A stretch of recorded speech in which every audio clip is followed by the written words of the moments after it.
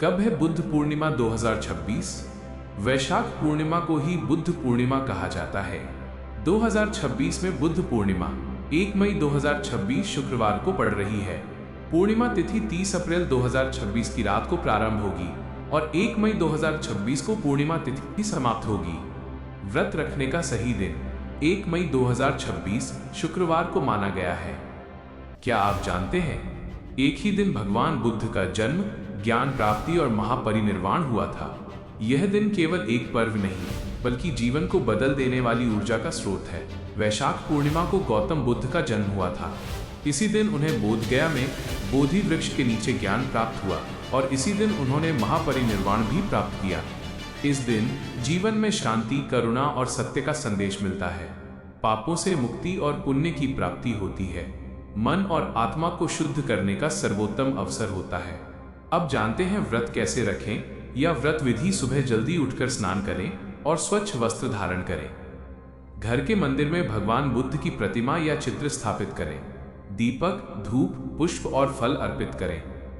पूरे दिन फलाहार या निराहार व्रत रखें।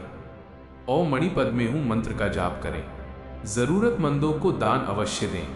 आइए अब जानते हैं बुद्ध पूर्णिमा व्रत कथा। बहुत समय पहले कपिलवस्तु के राजा शुद्धोधन के घर एक दिव्य बालक का जन्म हुआ, जिसका नाम रखा गया सिद्धार्थ। राजमहल में हर सुख सुविधा होने के बावजूद सिद्धार्थ का मन हमेशा जीवन के सत्य को जानने में लगा रहता था। एक दिन उन्होंने वृद्ध, रोगी और मृत व्यक्ति को देखा और यहीं से उनके जीवन का सबसे बड़ा परिवर्तन शुरू हुआ। उन्होंने सब कुछ त्याग कर सत्य की खोज शुरू की। वर्षों की तपस्या और ध्यान के बाद वैशाख पूर्णिमा के दिन बोधगया में बोधि वृक्ष के नीचे उन्हें ज्ञान प्राप्त हुआ और वे बन गए बुद्ध यानी जागृत। उनकी शिक्षा थी अहिंसा, करुणा, मध्यम मार्ग। आइए अब जानते हैं बुद्ध पूर्णिमा की पूजा विधि की। सबसे पहले घर या मंदिर में बुद्ध प्रतिमा स्थापित करें। गंगा जल से शुद्धिकरण करें। दीपक और धूप जलाएं। बुद्ध जी को सफेद फूल अर्पित करें। खीर या फल का भोग लगाएं। मंत्र जाप करें।